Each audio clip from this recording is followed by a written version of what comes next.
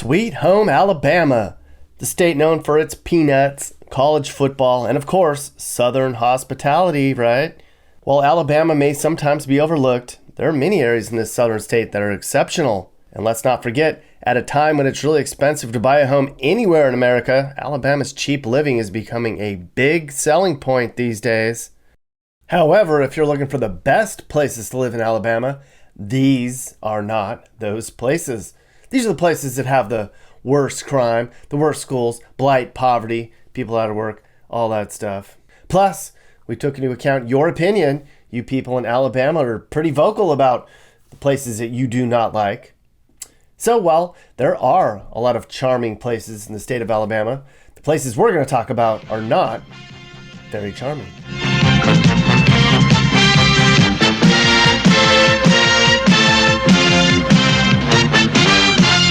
We'll begin our list of the worst places to live in Alabama in Tarrant. It's a small city in Jefferson County, about a half hour north of Birmingham. There's about 6,000 people here, but population's dropping. First word that comes to mind on how to describe the city is, to be quite honest, boring. While prices of homes are cheap, it remains a lackluster city. Or should I say suburb? Known as the largest single producer of foundry coke in the U.S., Tarrant is not the place you want to be if you're looking for a sensational life. Crime rates are high here. It's the 10th most dangerous place in Alabama, where 1 in 44 people get robbed every year.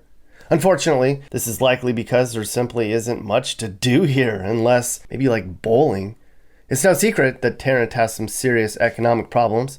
The unemployment rate's an astounding 12%, and the average person makes about 16 grand a year. Unless you're looking to work at a warehouse, Tarrant's not the kind of town people move to for opportunities. Schools are poorly ranked here, and overall family life is just okay. Due to the nearby coke plant, not the drug, there's a lot of smoke in the air, and some people say there's a lot of cancer in the air. That sucks. Our next stop is Montgomery, the capital of Alabama. There's a lot of history here, but this place has some major issues. It's cheap here, and there's some decent jobs, but the crime rate here is one of the worst crime rates in the nation. The schools are ranked extremely poor here, and 1 in 6 kids doesn't ever graduate. There's a distinctive difference between the west and east side of Montgomery. The west side's very poor, and there's a bunch of abandoned and condemned homes. Most people in Montgomery know how bad it is here, but little change has been done to fix the place. Our next stop is the city of Bessemer, which is another Birmingham burb. While once known as the Marvel City due to its early rapid growth, population's dropped 20% in the last 20 years. That's because of a loss of railroad and manufacturing jobs, but there's other reasons too. Bessemer has the highest crime rate in the entire state of Alabama, and the unemployment rate's almost the worst. 15% of people haven't worked in a long time. The public schools here were also given a D rating. Unlike Tarrant, Bessemer does have some activities, such as being home to Alabama's biggest water park. Okay, well, that's basically it. Since Bessemer's a relatively large city, residents seem to be split about living here. Those who live in the nicer parts tend to love the short work commutes, and they love the cheap prices of housing and food, while others complain about the disgusting amount of litter and inexplicable crime rates. While each side has completely different viewpoints, there's one commonality between the two, and that is, there's a looming majority that feel that there just simply aren't enough opportunities for growth. Next up is Atmore, a tiny city of 8,000 people way down along the Florida Panhandle. While it seems like an okay place, in reality it's a ghost town. 1 in 6 homes are vacant, the unemployment rate's high, and household incomes are far below the state average. Unfortunately, crime, job opportunities, and schools are all given poor ratings here. Although homes are cheap, and if you don't mind being a loner in a tiny city, this might be an okay place. I mean, you can get a house here for $126,000. People in California are like, that's what I pay for gas every year. Atmore seems to be a city that's just frozen in time. Many of its historic buildings from the 1930s are still standing today. Its leaders are working hard on bringing back the hustle and bustle back to the area. I mean, they just started construction on an $87 million peanut processing plant, which is set to bring 150 jobs to the area. So, hey, maybe there's hope for this fading city. And another positive thing about living here, supposedly Atmore gets more sunshine than almost any other place in Alabama. Good for you, Atmore. Midfield is another Birmingham suburb that's a bad place to live. Are we seeing a pattern here yet? There's about 5,000 people in this little town, and people are leaving every year. Unfortunately, it's a town that's high in crime and unemployment. Crime here is nearly 3 times higher than the U.S. average, and 8% of the population can't or won't get a job. People who live here say they don't feel safe, and it's likely that their neighbors are drug dealers. The schools aren't great here. The graduation rate for the only high school in town is 86%. That's pretty bad. Just like any town, there's going to be some that live in safer neighborhoods and some that don't, and those that live in the safer neighborhoods say they're a little bit happier than the remaining residents on the dodgy side of town. People who like Midfield say that there's a lot of hiking and a recreation center in town, but most people complain about hearing gunshots and witnessing burglaries. As for the things to do here, there's really not anything unless you count eating at sports bars an activity. But get this, you can get a home here for about $70,000 depending on what part of town you're in. So at least there's that. Clanton is a little city located along I-65, about an hour north of Montgomery. There's about 8,700 people here. This is the place with the big peach-themed water tower in town. You've probably seen pictures of it or seen it on TV before. However, this place isn't very peachy. 7% of people are out of work, and the crime rate is way above the national average. People who live here talk about the small townness of Clanton and how it's sort of an everybody knows everybody's situation, but not in a good way. If you're broke or a criminal, everybody in town will know. Do you really want to know that your neighbor's a crackhead? Probably not. Or maybe you do. There's nothing to do here. The closest movie theater's 30 minutes away. Not like anybody really goes to the movies anymore anyways. People also say the food here is mostly just fast food restaurants. The schools are okay, and the homes are cheap, which is probably the only reason people move here anymore. Talladega! Everybody's heard of Talladega, mostly because of that song and because it's home to a NASCAR track. But locally, Talladega is known as having bad schools, a lack of good jobs, and high crime. Folks who live here say the parents aren't involved in the community and the kids run wild. There's no control over this place. It's part of the reason crime's 153% above the national average. There's also not much to do here outside of NASCAR stuff, and that race is only once a year. But they do have a Bluebell Creameries factory tour, everyone. Yay!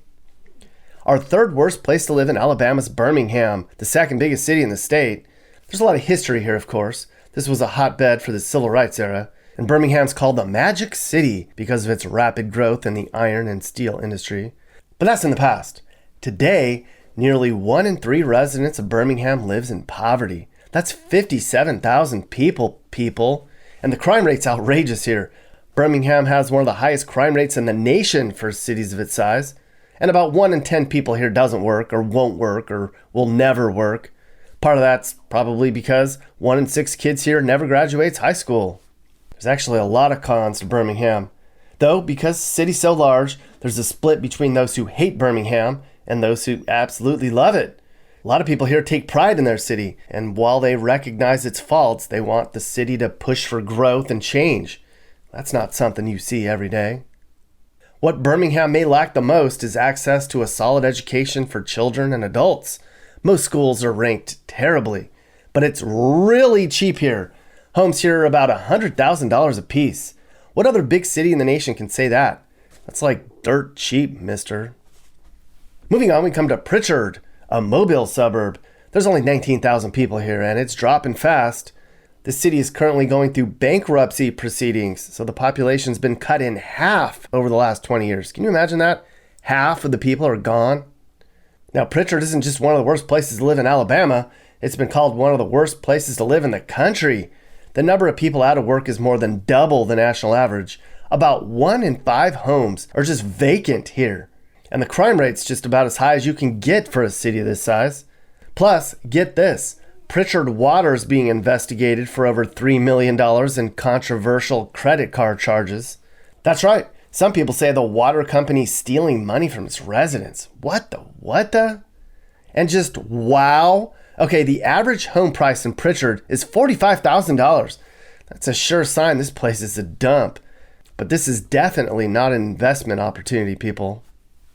Does it get worse? Kinda. You could kind of say Pritchard and Anniston are tied, but technically, according to data and what you all are saying on the internet, Anniston's the worst place to live in Alabama. It's sort of a Birmingham suburb, way out along I-20 towards the Georgia state line. Anniston was once known for its metal products and textiles, but this place was featured on 60 Minutes, and they said it might be one of the highest contaminated cities in the country. There's all these PCBs in the air, which cause serious problems to the brain and cancer, especially in kids. It's terrible here. There's a lot of people here who are afraid to leave their home now because of all the chemicals in the air. That sucks. Look, the crime's terrible here. Tons of homes are vacant. The unemployment rate's 10%. It's just not a good place, and it's sad. You could spend $100,000 on a home here and have pretty much one of the biggest homes in town. What is going on in Alabama? So that's it. A list of the worst places you could live in the state of Alabama. These are the places that have high crime and poverty and blight and rundown areas and are just pretty crummy. There's a chance these places will improve. Maybe one day they won't be on this list. Now, if you're looking for the best places to live in Alabama, you should look at places like Homewood, Madison, and Vestavia Hills. Those are places with good schools, great jobs, not a lot of blight and poverty, and they're just really nice areas to be. If you live in one of those areas, consider yourself lucky. You live in Southern Charmland. Now let's listen to a great song. Everyone should moving on down to the south now. Come on, baby, move to Alabama. It's not what you're used to, but you'll figure it out now. Come on, baby, move to Alabama. My wife and all her sisters don't have any teeth. My mama and my daddy towed a trailer for me. So come on, move to Alabama with me. It's the sweet home life now. Come on and see my Dixieland delight. Cousin is my lover and my uncle's my dad now. Come on, baby, move to Alabama. I got a truck, that's all we'll need to get into town now. Come on, baby, move to Alabama. Please. Are you looking to move and need advice? I do consulting. That's right. I'll sit down and talk about where the next perfect place for you and your family should be. I do it all the time. Together, let's find you a new home that's safe and checks all your boxes. You can get my email in the description to find out how I can help you find your perfect relocation. And I can also help you find your new house too. Email me and I'll work with you on not just helping you figure out where to move, but I can help you find your perfect home too. That's right. I know awesome, reliable agents all over the country, and I'd love to connect you to somebody who can help you search for that perfect home. Hey everyone. So it's pretty clear by now that elected leaders aren't going to help you. If you don't like what you saw in this video, demanding change won't work. You're going to have to do it on your own. If you want to be safe and want your community to be a place where people want to live, you're going to have to clean the place up yourselves. You're going to have to work with your friends and neighbors to lower crime. Politicians clearly don't care as much anymore. It's up to us. This is Sage, Nick's manager. This has been a Corner House Entertainment production.